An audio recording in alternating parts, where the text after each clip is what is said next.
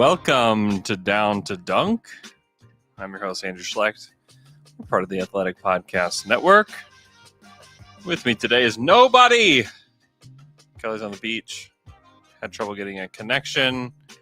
And I asked for some questions, some Twitter questions from you guys. So I'm going to answer as many of these as I can. I sent this out about an hour ago. And you guys always deliver with a absurd amount of questions. And so we will try to give you an absurd amount of answers as we fire through these questions. So if you have questions from the chat as well, we have people here in the chat live on YouTube. Feel free to fire away on those as well. So hope everyone's doing great. And let's do this. First one is from @PepsiUnited. Many first-round picks shot terrible percentages in Summer League. Is it more of a red flag to you or lack of proper system on those teams or maybe something else? I think it's really hard to come up with one thing with regards to the percentages the guys shot in Summer League. I mean, Jalen Suggs, 41%. Keon Johnson, 30% from the field. Moses Moody, 40% from the field. Kuminga 37% from the field. Bouknight shot 45% from the field, which is pretty good in his 4 games. But there, Josh Christopher. Everyone's raving about Josh Christopher. What a great pick. Everything's so great. 34% from the field. Josh Primo, 33% from the field. There's some rough percentages. Patrick Williams has taken such a huge jump in year 2. And I think he has. He's been pretty good. 37% from the field.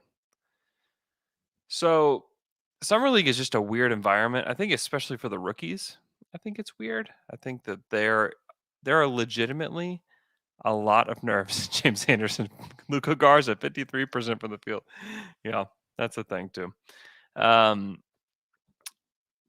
I think there's actual nerves with this setting, especially coming back into it. Like everybody said, it felt like a normal Summer League.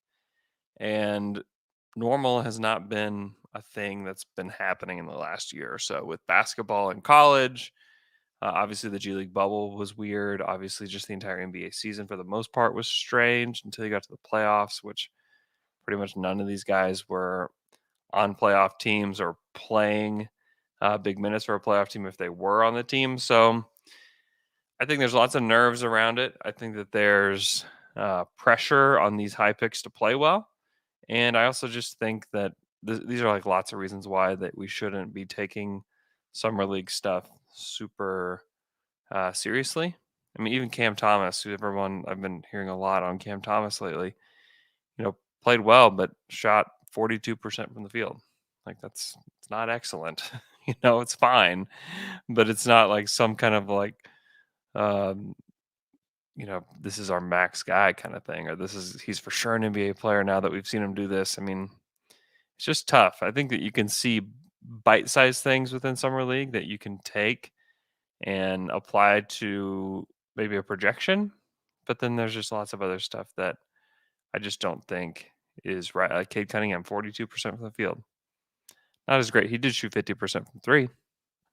That's pretty great. Do we take that to the bank? He's not going to be a 50% three-point shooter, but the shot looks easy.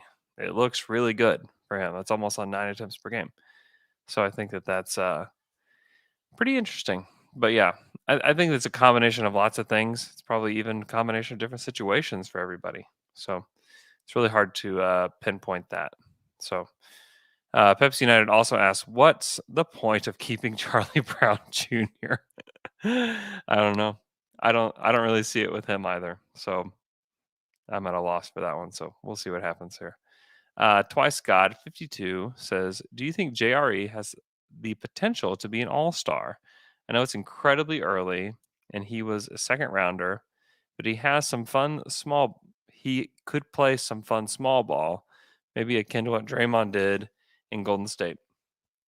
So first of all, to project that a second round pick will be an all-star is like after playing 3 Summer League games or 4 Summer League games is as bold as you can get with a take. So I'm going to go ahead and say the answer is no. I don't think he has that. If he did have all-star potential, those guys go in the first round. Those guys go quite early in the first round. I'm not saying it would be impossible for that to ever happen, but for me to project that he's going to be an all-star is, I think, would be a little bit silly. And I don't know. You ask JRE the same question, he might think it's a little bit silly too. I don't know. But I would say that he has good potential to be a role player and to be a player that is I think I've called him a connective tissue player on a few different things. And I think that that's a reality for him. He's really strong. He's a really smart player. He plays really, really hard. And I think that's what he's going to bring from day one. I think he'll demand minutes from day one because of that. So I think everybody should be excited about JRE. I think it was a nice pick. I think that he's going to contribute. So that's great. It's great to see that. It's because a lot of second round picks just don't really show a whole lot at all. So it's just nice to see some life from a second rounder. At Trust the Void, how do we see the rotations playing out with Teo and Trey Mann? Are they both backup point guards? Can you play them both at the same time? Absolutely, you can play them both at the same time. You can play, because Trey Mann is 6'5", you can play him at the 2, if you want to call it the 2, or whatever you want to call it. I don't think that they're necessarily both backup point guards. I think you can play Teo with his newly found strength. I think you could play him off the ball as well. So also the reality is that they're going to be just trying a lot of stuff with this whole team and the guards. There's a lot of guards, but they'll play 3-guard lineups. I don't think that the Thunder are afraid of that, and especially with the league moving toward being of like a very skill-based league, I think that you want to have multiple ball handlers. You don't want guys stopping the ball on the perimeter. And the Thunder, of the guys that they really are invested in, I don't know, they don't really have anybody that's really going to stop the ball, which is pretty nice. But I would say they'll both play. I would say they'll both play at times off the bench together. And then I could see just lots of different combos working in there. But my guess is you draft a guy 18th that you want to get him in the mix. So I think that will certainly happen. At Tan Newman, whose progress to take a jump, maybe project to take a jump, is more important in your opinion? Which one of these is more important? I don't know if I'm reading the question right. He's wanting to know which one of these is most important. Number 1, Poku developing overall as a much improved player. Number 2, Dort improving his offensive game. Number 3, Giddey improving his 3-ball. Number 4, something else. I would say number 1 is number 1. That's the most important thing, is Poku's development overall. And it's developing consistency. It's developing strength and agility.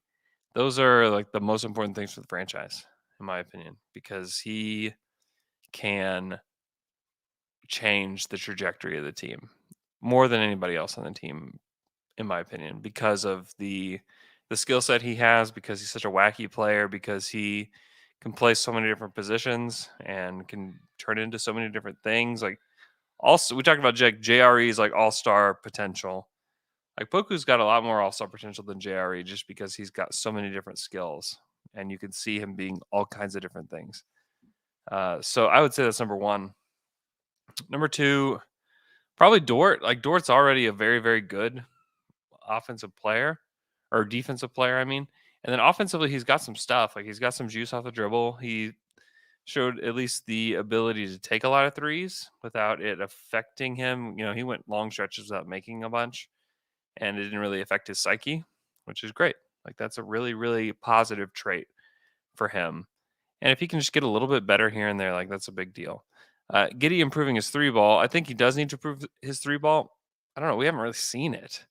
So, like, let's see it before we say that something else, needs to be done there. And then, like, what else would be important for this team? I think not only Giddey's 3-ball, just like, does Giddey fit with the NBA?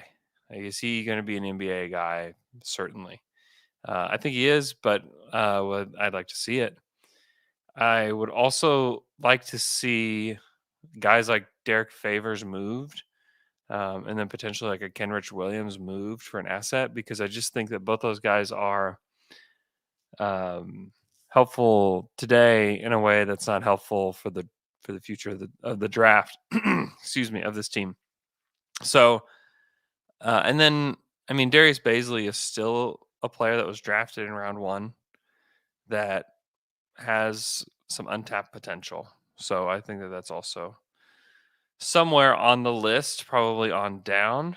So I would like to see what they can unearth there with Bays. So good question. At HP Fouts 33, do you have any nuggets of interesting info that you got from being around all the NBA people at Summer League that you can actually share on the pod? Hmm. Very interesting. No. At Sanders21, what 5-man lineup are you most excited about and why? Okay. I think I've said this on a podcast. Maybe, maybe not. I don't know. Or I've just texted people or said things. SGA, Dort, Giddy, Poku, JRE. Who doesn't want to see that? Everybody's got to want to see that. That'd be really fun. A bunch of young guys. They can get out and run. They're at least all willing to shoot the three, which is great. And I think they play a fast-paced brand of basketball. And it's just kind of like all the potential that we have on the team. Oh my gosh, I don't know if you can hear my 3-year-old yelling or not. But all the potential of the team just kind of wrapped up in one big bow on it. Or you could even go even smaller where it's Shea, Trey, Dort, oh my goodness, Giddy and Poku, where it's just like, what even is this? But it's great and really fun. So those are a couple lineups that I would like to see. And then Nate Sanders says, and they would lose. They would absolutely lose. Great. Who doesn't want to see that? Be great. All right. Next question from at Prime Shay G. If everything goes right in his development, what is a reasonable ceiling for Poku? It's funny, like you ask, like if everything goes right and then reasonable, because if everything goes right, I'm telling you, what happens is unreasonable. It's unreasonable because, like, one, his shot has to go right. Two, he has to get a lot stronger, right? Put on weight that is affecting his game. Unreasonable stuff is happening. Like unreasonable stuff is starting to happen and then like can he tighten his ball handling? That if that goes right, you say everything goes right. That goes right as well. Defensively, he's able to slide his feet with wings. That goes right. He's already has really good anticipation on shot blocking. He's already a really nice passer. There's just a lot there, and a lot. If everything goes right, I mean, he's a top 10 player in the NBA. That's what happens if everything goes right. I don't anticipate everything to go right. I do anticipate some things to go right and for things to be great. But that's the thing with Poku is that he's such an unusual player that he's a 7-footer that moves like a wing, doesn't move like a 7-footer, doesn't play like a 7-footer at all. But if everything goes right, we're talking about like a really, really great player, which should have you excited. But also, the truth is not everything is going to go right for Poku. Rarely does everything go right for any player in the NBA. You know, pretty much everything went right for Nikola Jokic, who was a second rounder, mid-second rounder, and everything went right for him. He got better on defense. He became a good three-point shooter. He kind of has everything in his bag. He became the MVP. Is Poku's everything going right ceiling much different than the ceiling of a Jokic? Like, probably not. Probably not that different. Obviously, they're very different players, but the ceiling type of stuff is not that different. From at Alex_Bullerjack. What's up, Alex? Question is, who are the top 3 pure shooters on the roster? And are they the same as the top 3 pure scorers on the roster? So, good question. I think that the shooters are probably Ty Jerome is probably the best pure shooter on the team. I would say Mike Muscala is another pure shooter that's on the team. And then it might be Trey. Trey Mann is our third best pure shooter on the team. Um, Shea has become a very, very good shooter too. Is he a pure shooter? Probably. But I would put those guys as like the pure shooters, and then the pure like scoring, obviously like Shea number one. So there's a difference right there. Excuse me. And then what's funny is that this team just kind of lacks like pure scorers. Um, like Poku's like not like really a pure scorer. He got lots of stuff in his bag. So like maybe he's in the top three. And then if you're just like, go get me a bucket, like who's gonna just go get you a bucket? And like I think you could throw Ty Jerome back into that because I think he has different ways to do it, but Trey Mann is probably the one, the third of that group. So different answers. Different answers. At Prime Shay G again. What's your favorite fast food place of all time? Easy. Chick-fil-A. Just not even a question. I could go there every day and not be sick of it. At Tyler K. Field, front court rotation. Distribute minutes for these guys. Bays, Kenny Hustle, JRE, Roby, Favors, Muscala. Woo! Yeah, like none of that really is like, oh, this is so great. Like, look at this rotation. Like, it's so good. Like, no, it's really not very good. Number one, it's really not a very good rotation. And but you have guys like Bays, Kenny that can play a little bit of three as well, so you could put them there. Um, and then really do think there's going to be kind of a battle between Roby and JRE for like significant minutes. And what that shapes out like, I don't know. I think part of me is like favors JRE, and I don't know if that's just because it's like, oh, like new player. I want to see him play. I've seen Roby enough. Let's get JRE minutes. It could just be that kind of bias there where I just don't know if you know, that's why I'm thinking that or not. But I do see tremendous potential in JRE that I would like to see play out with this current roster.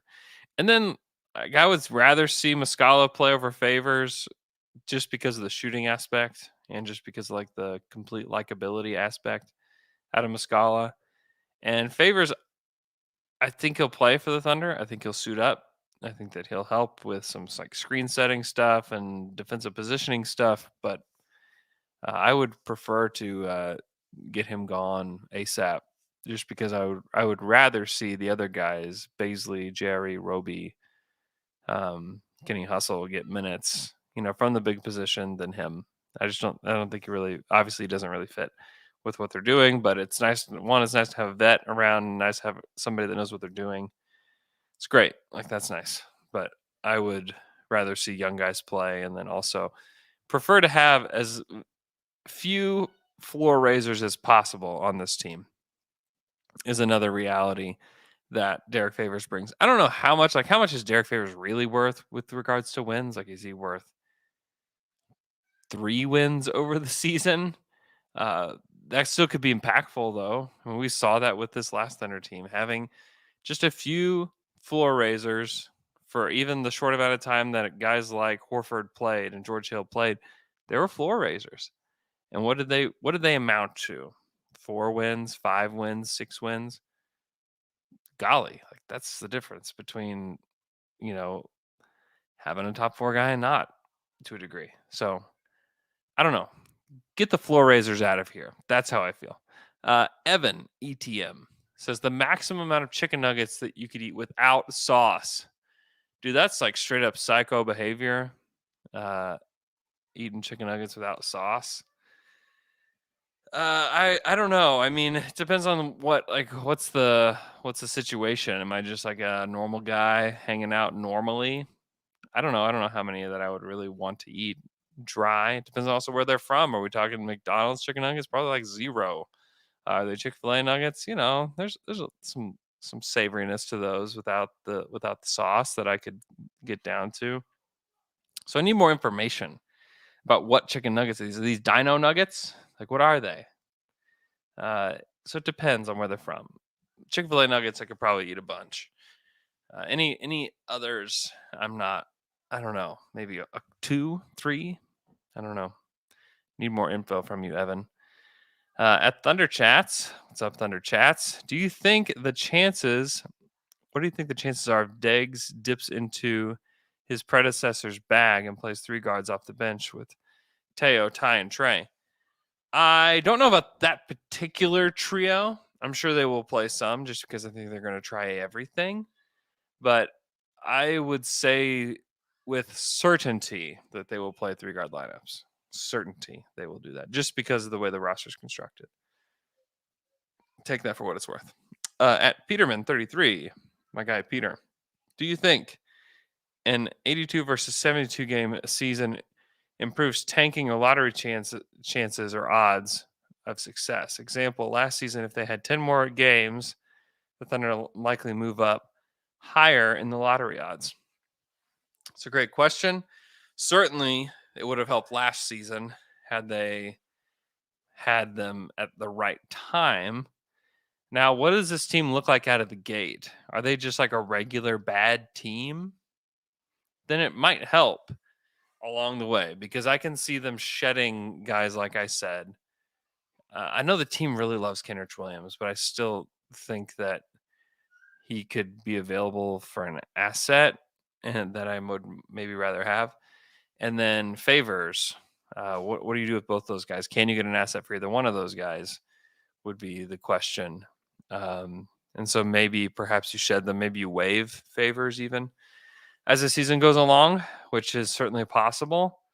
So it all depends. If we had those extra 10 games built into the part of the season where Shea is healthy, oh boy, I don't know. Maybe things are much worse. I don't know.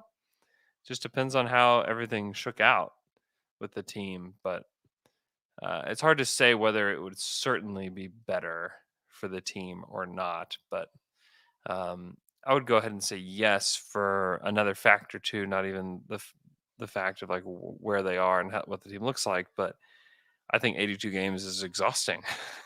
Just frankly, it's exhausting.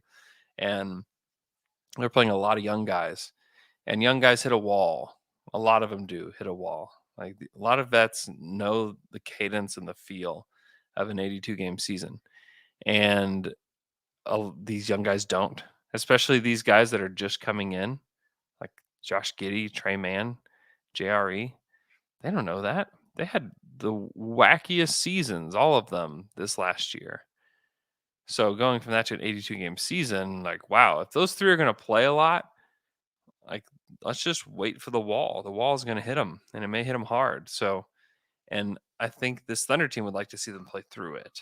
So that will also impact it. So I would say that tanking might be a little bit different, maybe and a little bit easier in this 82 game season, but also 72 games, also pretty hard. Okay. At Otto Oliver Olgo, I'll pitch two offseason worthy questions. He's tired of summer league talk. I have seen enough of JRE and Teo. They belong. One, if you could add a young Russ, young Harden, or young PG 13 on this current team, who'd you choose? And number two, will you keep an eye on Robes if he plays overseas? This is under Robertson, I assume, or Isaiah Roby. I don't know which one, but sure, on either one, sure. Like very good guys, very likable guys. Who would I add? Russ, Harden, or Paul George? Woo, spicy, spicy. Give me James Harden.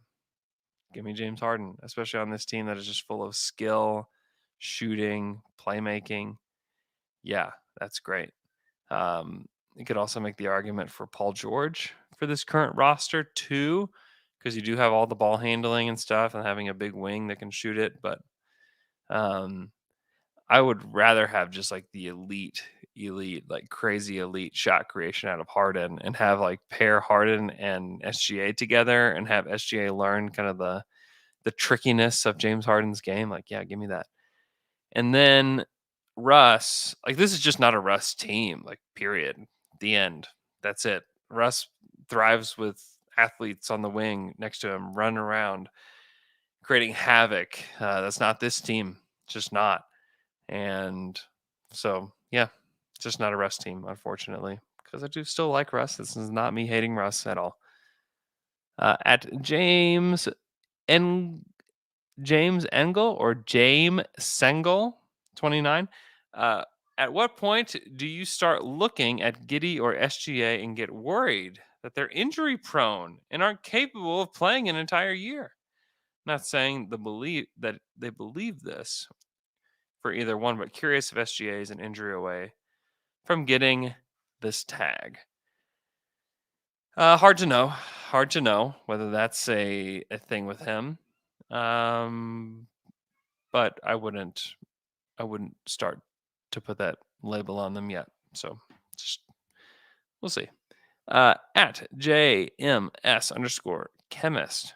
I heard a great point recently about last season that might warrant some Thunder discussion. Last season was extremely weird, no summer league, training camp, and little to no practices, which young guys could benefit from the most from this year's more normal season. Yeah, last year was super duper weird. I mean, everything about it. And the no practice stuff is pretty real. Um, the no summer league stuff, obviously very real. Like Alexei Pokushevsky may never play summer league, which is weird to think about. And I mean, I think that the team is filled with all the young guys that could benefit from this because somehow the Thunder team still found ways to develop their guys outside of not really holding a lot of practices and not having summer league and training camp being limited as it was last year. So I would say that Poku could certainly stand to benefit from that tremendously. I think Josh Giddey, unfortunately, has had to miss summer league, but I think getting a full training camp with the team will very much help. So yeah, I mean, any of these young guys that just kind of have some crazy potential, like those two, I would say will benefit from it and from being with their teammates more and having just an environment of development. I think will very much help. So, I am Kev Bot, who's a big name you think is reasonable on the trade market for Oklahoma City. Jalen Smith, Mo Bamba, Nick Claxton, Dwight Powell, Marvin Bagley, or somebody else. Yeah, it's a good question. It's probably it's probably somebody that isn't working out. I think Mo Bamba is a really kind of interesting one. I've always kind of thought that. And the Thunder need like a big center. They don't really have a big center, so I think that he makes some sense if Orlando is willing to part with him. Now, if I were Orlando, I wouldn't be willing to do that quite yet. But yeah, he makes some sense for OKC. Um, looking back at past drafts of guys that have not worked out, Sam Presti has targeted those guys via trade in the past. Ennis Cantor was one of those guys. Dion Waiters was one of those guys. They brought in Hasheem Thabit.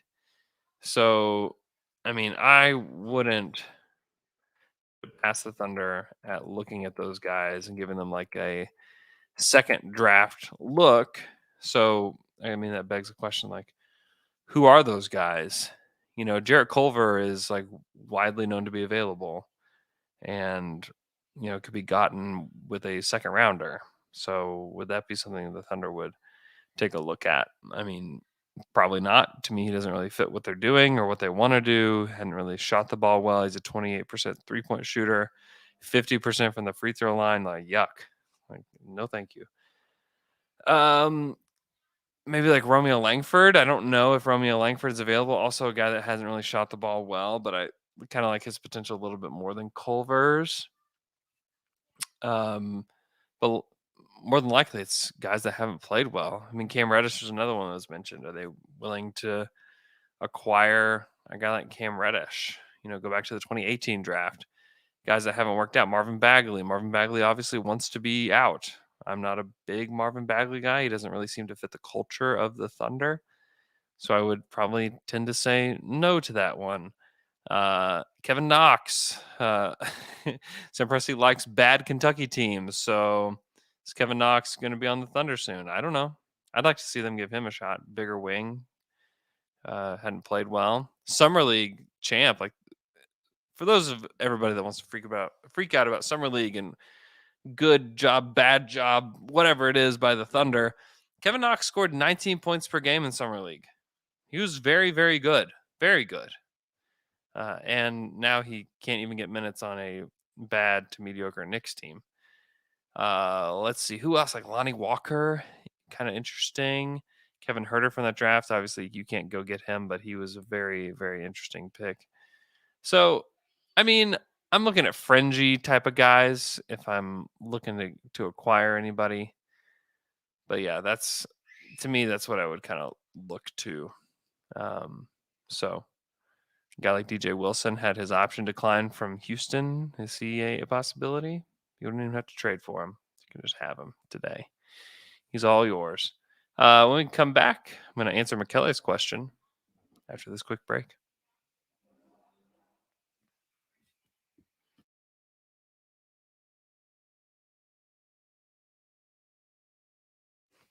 And we're back from that quick break. This question is from at Mikey Berra. He says, on a scale of Velveeta de Barata, how mad are you with me? I'm not mad at you at all. You deserve a vacation. You deserve to just hang out with your family. So yeah, no worries. At Josh _ Morrison says, oh no, have you joined forces with evil Alex? Oh, I don't know if anybody asked me about that, but maybe we can address that later on if you guys want to. Let's go to the stream real quick before we keep asking Twitter questions. We got lots of people here. Thanks so much for joining. At Doof214, we have Fitness 2018 from London. Let's see. Yeah, he said, let's hope for a Giddy sighting in a couple hours. Yeah, the Thunder play in less than 2 hours. And I would guess he's not going to play. I mean, I just don't see the upside in playing him. So I could be wrong, but that would be my guess. Charlie Brown Jr. is in the chat. White Black is in the chat. Chad Scott says, does the lack of Saturday Slam and Jam spell trouble brewing between Alex and Andrew? It does not spell that. It spells that I was thoroughly exhausted from my trip to Las Vegas. I produced a ton of content while I was there and was not had finished everything for the Athletic NBA show that I needed to, and didn't have to do Slam and Jam, and I honestly didn't have the energy to do it. So Alex, like, despite Alex and I's disagreements on a show, like, we very much still get along. He's still very much one of my good friends. So lots of funny things about that, but no worries there at all. Slam and Jam will be back this week. White Black, I think I've already said that. Lawrence Field, Jack Cole here, Brushy from Albuquerque. James Anderson, Hoopstock 69 is here. I want to give Luca Garza the max. Nate Sanders, Buster Nakamoto. He asks, Warriors or Lakers this season? Andrew, seems like there's not enough Warriors talk. I expect Kaminga and Moody to slide in that rotation nicely. Ooh. Moody, I can see it from day one. Like, he just fits what they want to do. Good shooter, can pass it, rebounds really well for his position too. So I could see it. Kaminga, while he showed flashes like he did in the G League, I still think like he didn't shoot the ball well. Defensively, he had some defensive highlights, but he's still got a lot of work to do. I would actually be a little surprised if he was playing big minutes for them. I think he plays some. I still have to go with the Lakers. They have Anthony Davis and LeBron James. So, and I also don't know what Klay Thompson will look like. So, yeah, that's what I will say. James Anderson, David Cook, Matt A, Colin Rockholt, Hamish. Let's see. Evan McDaniel is very hyped about Poku. Me too. It should be very fun watching him this year. Let's see. Everyone needs a smile. Says, do you worry that long-term losing might have an adverse effect on Shea? We'll find out. I don't know. So far, so good. Jason Harding is here. He says the pick of Giddey makes more sense the more I think about it. If they get a top 5 pick next year, that's a primary scorer. Giddey potentially makes he and Shea better. Kaminga not so much. Yeah. Let's see. Nate Sanders thinks that I just made a lot of people mad. Sorry, I'm not trying to make people mad. Yeah. Josh Smith is here. Christian is here. Thanks so much for being here. Let's go back to our Twitter questions. This is from at Logan Gudner7. What do you see Lou Dort's future role being on this team? Do we see him as a building piece, even though he doesn't fit into what seems to be what the Thunder were trying to build? I think he's absolutely still what the Thunder are trying to build. He is pretty skilled. He can shoot the three ball at a decent rate and has gotten better, all the time he's getting better and can attack a closeout. He showed the ability to relocate for threes. He's a outrageously tremendous defender. He's got a really cheap contract. I would say that he certainly fits what they want, and I think he's a very nice player and a very nice man, for that matter. So yeah, I think they like him. Pile of bricks. Now the Thunder seem to have plenty of passing on the team. Could the missing piece be a more athletic perimeter scorer that does not work with this new Thunder identity, or does that not work with this new Thunder identity? Sorry, uh, I don't know why it wouldn't work with this. I mean, the thing about it is that we talked about this on the OKC Dream Team podcast, that if this you add a like super duper star to this current roster of like really good passers, guys that can kind of do a little bit of everything, like boom, like you've got a like a really good team like very quickly, because you have just a ton of like really good, really smart basketball players that can fit into multiple positions. Like I tried to shed the Giddy as a point guard from him, um, like that trait from him, like quickly as he became a member of the Thunder, but the Thunder are less willing to shed that from him, which gives me more pause that he will play guard on this team. And so if you have a legitimately 6'9" guard on the team with a 7 foot wing, whatever he is in Poku, you have 6'5" Shea, you have 6'5" Trey Mann, you have like 6'3" or whatever he is, Dort, who can just play 1 through 3. Like whoever you draft, if it's a power forward, that might be best. If it's a center, cool. Like we've got room for that. If it's a point guard, like move over, guys. They can play all these different positions. It's a very malleable roster. There's nothing. There's no position that's quote unquote set, because you have so many guys that can play in so many different spots. So I would say that if a like elite athletic perimeter scorer became available to the Thunder, whether that was via trade or through the draft, like bring them on. Bring them on, baby. Like let's do it. That would be great. Because then you have everybody else that does everything else. Reminds me a little bit of Utah, the way that they just like added Donovan Mitchell to the team. I mean, without him, they're full of like lots of like pretty some good scoring, but lots of passing, lots of ball movement, lots of guys that can do lots of different things. So I don't know. I think that would be interesting. At Giddy for Giddy, when will the first winning season for the Thunder be win loss wise? And will that be too late to convince Shea to resign? I don't know. I just would really just stop worrying about the Shea stuff. I really like he just signed a 5-year max. Like he just signed it, and it won't even start that contract until after this season. So we're talking 6 seasons. I would guess that it will take 3 drafts to get to where you want to go, perhaps 4 at the most. So we're talking 2 more drafts from here to figure out where you're wanting to go and what this team will really look like. That would be my guess. That would be my absolute guess. And maybe perhaps one more tacked onto it. He's still under contract. The Thunder will be making progress through that time. I don't think things are just going to get worse and worse and worse for this team.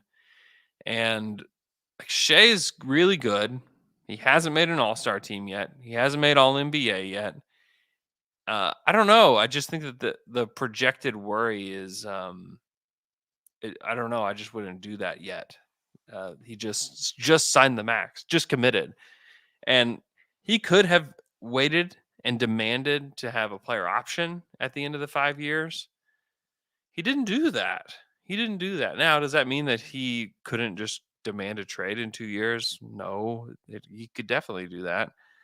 But whenever you still have 3 years left on your contract, it's a little bit harder to do that, and especially if you aren't one of the elite players, like one of the guys, like Paul George was a top 10 player in the league when he demanded a trade from the Thunder, you know. And also they probably had a prearranged thing with him. So there's just a lot to factor in there. And if Shea makes the All-Star team, if he makes an All-NBA team, if things don't look good, then I think we can have the conversation. But I don't know. He seems to be locked in to the organization and to what they want to do. So I would just chill on the Shea stuff. I see those questions a lot, but I just don't have any indications that that's where this is heading, at least for now. Not that it couldn't head there; it certainly could, but I just don't think there's any reason to worry about it today, especially not knowing what this team is even going to look like. Like we just don't know. Are they going to be really bad? Like maybe. Are they going to be mediocre? Maybe. I don't know. I gotta see them. I gotta see what these guys look like. From at Gib Soma. Should we consider the 21 through 23 draft and develop years, then look into the 23 through 24 playoff push and a goal of 24 to 27 being contenders, just trying to mentally prepare for the slog? That's probably not the worst thought process with regards to plan. Um, but also we just don't know. I would just take it one step at a time. Like can't how do you eat an elephant? One bite at a time. That's how you do it. Like you can't like try to take in like when can we be contenders? Like the truth is like is it certain that a team is going to be a contender if they're trying to be? Like it's not certain. It's not certain. Could it happen a lot faster than that? Sure. The first go around it happened way faster than they thought it would when they sat down to plan what this team would look like. But as a fan, I mean, just try your best to enjoy each portion of this. And some fans are very frustrated right now, and if you want to be frustrated, totally cool too. But I would say that timeline is not far off, but also like I would just say like 24 to 27 being contenders. Like I don't know. Like I just don't know. Hopefully it's. I think the goal is to be a contender for longer than that.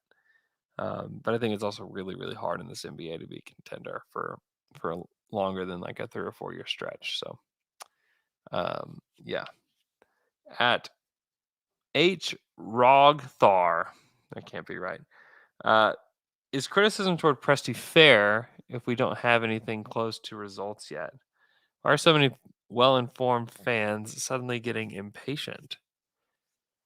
Um, I mean, it really started happening with Summer League, and after the draft, there was some impatience, but it was less so. I think people were still kind of excited for this. And then when they see these other guys playing well in Summer League, I think that was like what set everybody off. So I don't know. I would just be cautious with Summer League takes and letting Summer League dictate emotions about teams. I mean, back with the Russell Westbrook draft, I was like very much a Jared Bayless guy. Like and I had the only reason I was is because of the archetype of player. I wasn't like watching anything. I don't even know if you could like watch everything like you can today. And I really thought Jared Bayless fit well with Kevin Durant just because he could shoot the basketball. And you watch Summer League and like it confirmed everything that I had thought. Everything. Jared Bayless was awesome in Summer League. Scored like a madman in Summer League. And then played pretty well his rookie season. And I remember thinking about DJ Augustine, Russell Westbrook's first year, thinking, man, if they would have just taken DJ Augustine, like everything would be so much better. Boy, like those are bad takes now. Bad. And a lot of them, like the genesis of them, started with Summer League and started with the draft and started with what people think about the draft. So I think a lot of it does stem from the summer league play and the way that some of these guys have looked in summer league. And it's funny, that goes back to the very first question of the pod where we talk about like the percentages. Like a lot of those guys have shot poor percentages too. So it's not like these have been like incredibly efficient, like great players, like Jonathan Kaminga. Like a lot of people have been in my mentions about Kaminga. Like Kaminga hadn't shot the ball well from three.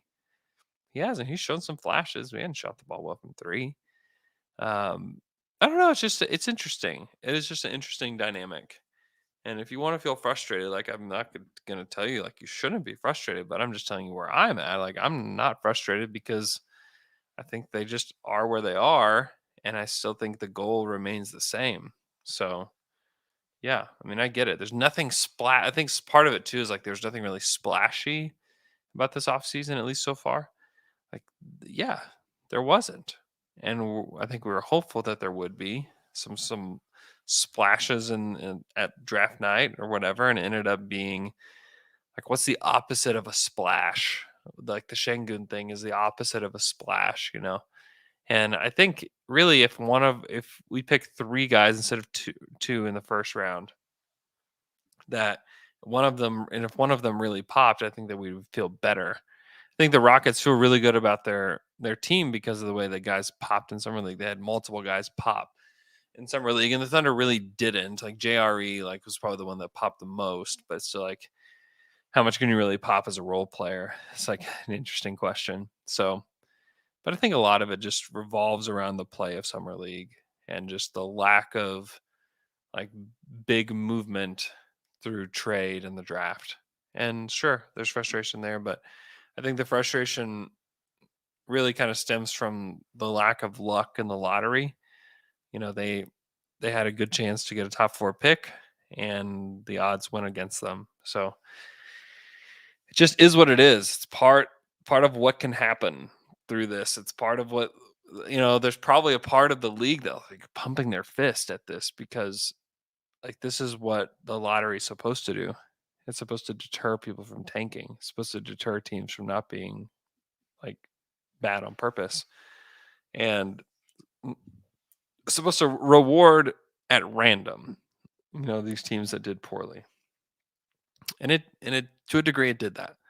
And the Thunder were victims to that. So yeah, that's kind of what the league wants. They don't want predictability in the draft or the draft lottery based on performance. So yeah, it was worked very well, NBA. Worked very, very well for you. So let's see. Okay. Next question is from at Dustin Johnson 21. Which players in summer league and on the full roster will still be around for the first real playoff run? Now that's an interesting question. So let's go to the Thunder's summer league roster. And I'll tell you, I won't be saying very many names off of this list. I just won't. Josh Giddey, I'll put him on there. I mean, it honestly is probably like the first three guys picked that I think have the best chance. It's probably Josh Giddey, Trey Mann, Jeremiah Robinson Earl. Everybody else, I would say maybe Teo is on there. Maybe. That's probably it. Maybe four guys, I would say. Four. That's it. And that's maybe even generous. At Narrow expanded with the addition of Bledsoe, where do you see the LA Clippers finishing in the West this year? In another lottery pick incoming? I would say probably not. I think that with Paul George and Bledsoe and Reggie and the rest of the cast of characters on the Clippers roster, I don't actually I don't really even know the status of Serge Ibaka. If you know it, like put it in the chat for me. But I would say that they're probably closer to the play-in tournament. Zubac, has been good. They re-signed Batum. Terrence Mann, I think, can take another step forward. So yeah, I would say they're going to be pretty good. So I would say probably play in. Maybe they do fall out of the playoffs. Maybe they get like the 13th or 14th pick in the draft. I think that's certainly possible. We would need a a Paul George injury for like 40, 50 games in order to see like a true lottery pick, I would guess. But I think that they'll be fine. Eric Bledsoe was, while horrific as a Pelican, some of that was he didn't want to be there and he played like he didn't want to be there. So I would expect him to bounce back and for things to be better. Now, however, would it be great to have a comfortable Reggie Jackson, not in a contract year, stink it up for the Clippers? Yep. Would it be great to see Eric Bledsoe from last year on that Clippers team? Yep. But we'll see. We'll see. I expect to see better from both of them. At Condell 11, out of everyone in this year's potential Thunder roster, who would you most want to have at your Labor Day barbecue? Great question. I would say probably JRE. There's just something about that guy that I just really like. I've been around a few of the guys, gotten to meet a few of the guys in person. Uh, the dude's awesome. He's just a great, great guy. I'm just a fan of him as a player. Obviously, he's been, showed some stuff, and then as a person, unquestionable as a person in my mind at this point. So, at Ham Solins, what's Jerry's best comp? Is he the Thunder's next Collison? Role wise, not legend wise so far. Yeah, I could see that level of a player in him is in there. Yeah. Obviously, I think that he'll stretch out something that Nick Collison kind of tried to do at the tail end of his career that never really worked out. But I could see that level of player, like starting level player to like sixth man level players, kind of where Nick was. And so I would say that, yeah, that's not bad. At Bowerwin 17, not really a question, but I need to comment to say that the ranch at Chick-fil-A is great with the fries. I'll have to give it a try. Never done it. At Thunder Sooners, how you feeling on Giddy versus Kaminga now? I know we really haven't gotten to see Giddy much. More of a Kaminga question. I haven't seen anything about Kaminga that's really like changed my mind on him.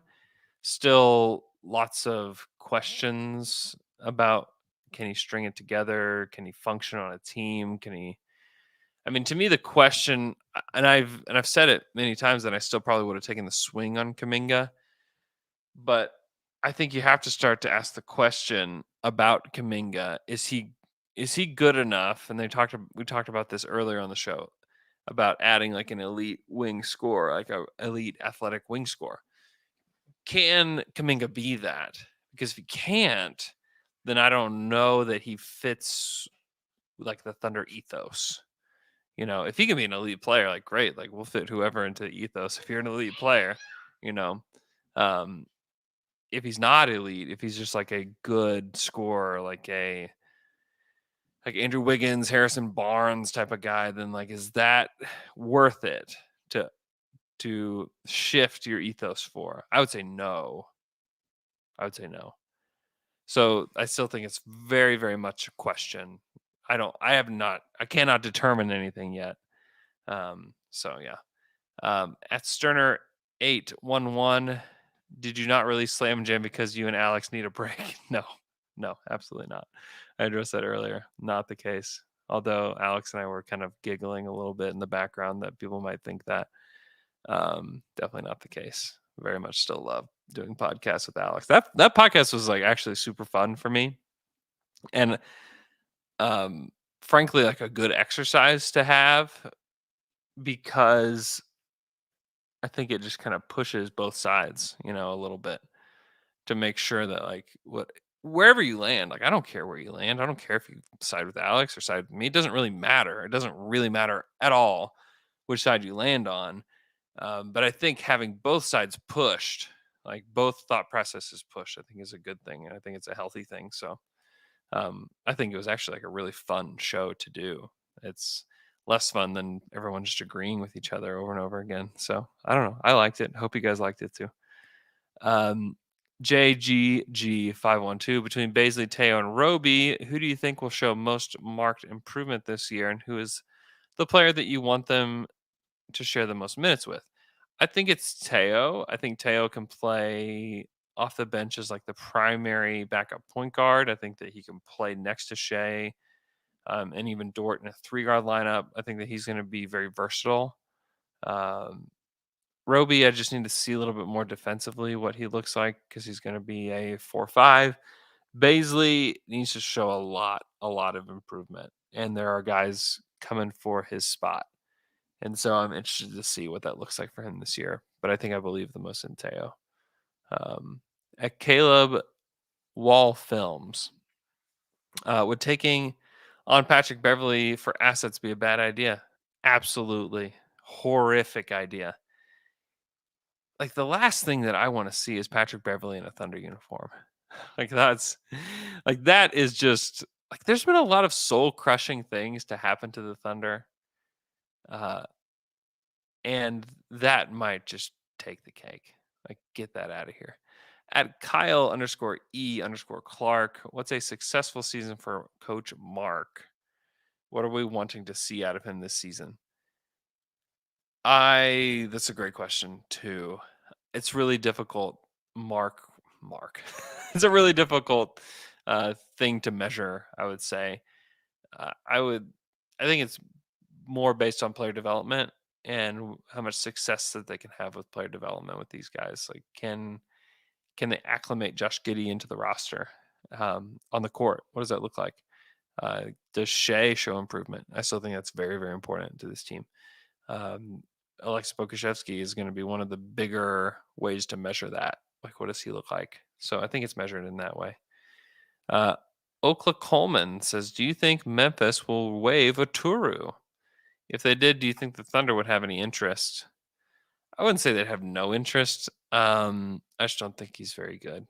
So, at Black Dolphin 5, what's the highest ceiling for the Thunder?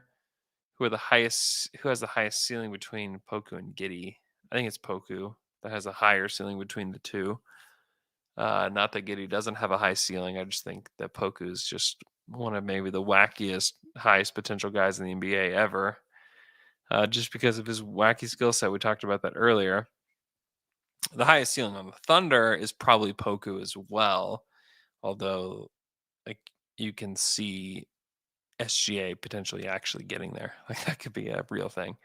He seems to be on his way to actually reaching his full potential, which is pretty rare in the NBA. Young Jimmy Gum.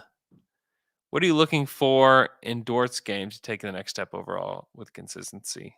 I think it's just the shooting. Let's see. At Kind of Scottish, is this the perfect time to panic? If you want, like, do whatever you want, knock yourself out. At D Wainscoting, sorry.